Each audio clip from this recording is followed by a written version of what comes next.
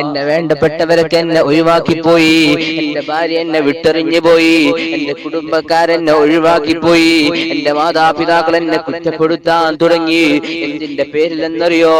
എന്തിന്റെ പേരിലെന്നറിയോ? ആരോ എന്റെ പേരിൽ കള്ളക്കേസിൽ എന്നെ കെട്ടിച്ചമച്ചുകൊണ്ട് എന്നെ കള്ളക്കേസിൽ കൊടുക്കാൻ ശ്രമിച്ചപ്പോ, എന്റെ പേരിലില്ലാത്ത ദുരാരോപണങ്ങൾ കെട്ടിച്ചമച്ചപ്പോ എല്ലാവരും എന്നെ തള്ളിക്കളഞ്ഞു. എന്നെ സമൂഹത്തിൽ നിന്നും വിട്ടെറിയാൻ തുടങ്ങി.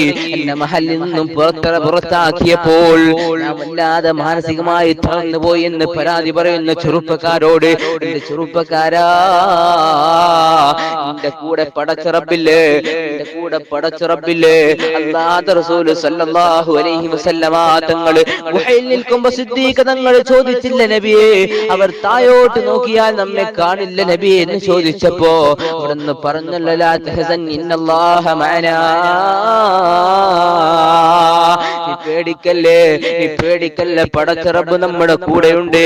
എന്റെ യുവത്വത്തിന്റെ തസിപ്പിൽ എന്റെ കൂടെ എന്റെ റബ്ബുണ്ടെന്ന് വർത്തമാനം പറഞ്ഞു നോക്കി. എന്റെ ഹൃദയത്തിൽ കൈവച്ചിട്ട് ഈ വർത്തമാനം പറയോ, അപ്പൊ നിന്റെ ഈമാൻ നിനക്ക് കൂടുന്നത് കാണാ.